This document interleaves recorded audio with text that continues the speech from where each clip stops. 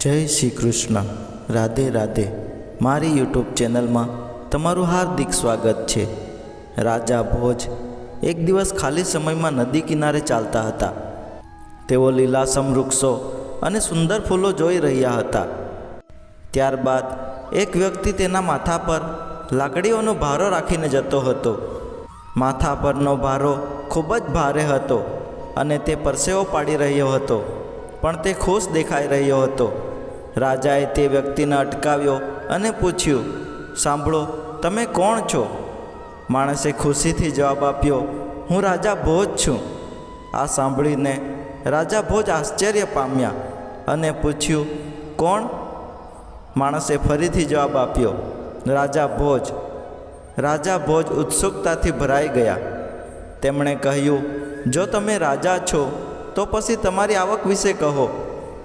લકડહારાએ જવાબ આપ્યો, હા, કેમ નહીં, હું દરરોજ 6 પૈસા કમાઈ લઉં છું. રાજાએ પોતાના ખિસ્સામાં પડેલા ભારે ધનનો વિચાર કર્યો. કોઈ વ્યક્તિ દિવસમાં 6 પૈસા કમાવી પણ પોતાને રાજા માની શકે ખરું? અને તે કેવી રીતે ખુશ રહી શકે? રાજાએ તેની અસંખ્ય સમસ્યાઓ અને ચિંતાઓ વિશે વિચાર્યું. તે વ્યક્તિ વિશે વધુ અને વધુ જાણવા માંગતો હતો. તેથી તેઓએ તે વ્યક્તિને પૂછ્યું, જો તમે દિવસમાં માત્ર 6 પૈસા કમાવો છો તો તમારો ખર્ચ કેટલો છે? શું તમે ખરેખર રાજા છો? વૃદ્ધે જવાબ આપ્યો, જો તમે ખરેખર જાણવા માંગતા હોય તો હું તમને કહું છું. હું એક દિવસમાં 6 પૈસા કમાઈ લઉં છું. તેમાંથી હું મારી પૂંજીના માલિકને 1 પૈસો આપું છું, 1 પ્રધાનને અને 1 દેવાદારને. 1 પૈસો હું બચત રૂપે એકત્રિત કરું છું, મહેમાનો માટે 1 પૈસો અને બાકીનો હું મારા ખર્ચ માટે રાખું છું.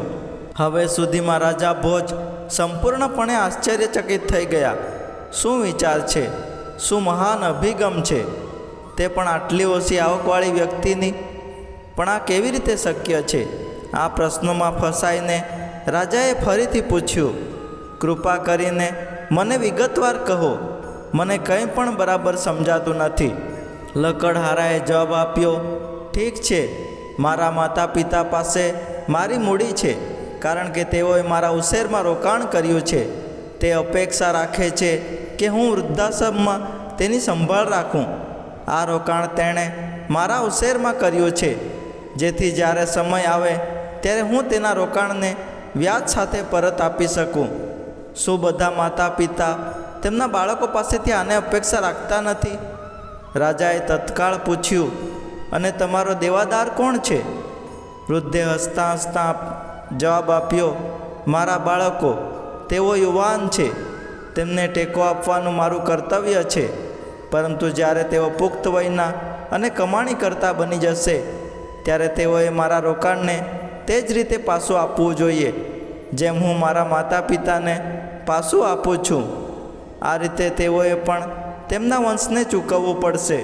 રાજાએ ટૂંકા શબ્દમાં પૂછ્યું, અને તારો મંત્રી કોણ છે? પેલા માણસે જવાબ આપ્યો, મારી પત્ની. તે મારું ઘર ચલાવે છે. હું શારીરિક અને ભાવનાત્મક રીતે તેના પર નિર્ભર છું. તે મારો શ્રેષ્ઠ મિત્ર અને માર્ગદર્શક છે. રાજાએ અચકાતા પૂછ્યું, તમારું બચત ખાતું ક્યાં છે?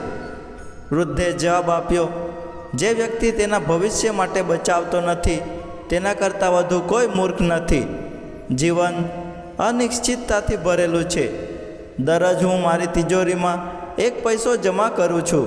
રાજાએ કહ્યું, કૃપા કરીને કહેવાનું ચાલુ રાખો.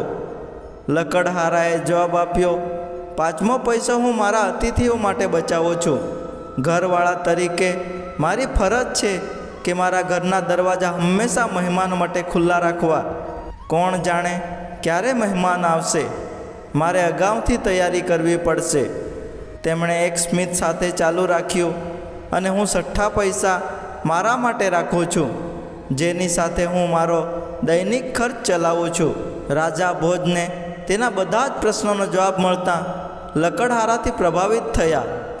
ચોક્કસપણે સુખ અને સંતોષનો સંપત્તિ, પદ અને સાંસારિક વૈભવ સાથે કોઈ લેવા દેવા નથી. હાલની પરિસ્થિતિ પ્રત્યે તમારું વર્તન અને સ્વભાવ સૌથી મહત્ત્વપૂર્ણ છે. જો કોઈ વ્યક્તિ તેના માટે ઉપલબ્ધ માધ્યમો અનુસાર રહેવાની કળા શીખે છે તો તે ઘણું પ્રાપ્ત કરી શકે છે. આ સકારાત્મક વિચારસરણી અને યોગ્ય વર્તનની શક્તિ છે. તે લકડહારો ખરેખર રાજા હતો, કારણ કે તેની પાસે રાજા જેવી જ દ્રષ્ટિ હતી. જો તમને આ મોટિવેશનલ સ્ટોરી ગમી હોય તો વિડીયોને લાઇક, શેર અને સબસ્ક્રાઈબ જરૂર કરજો. ધન્યવાદ. જય શ્રી કૃષ્ણ. રાધે રાધે.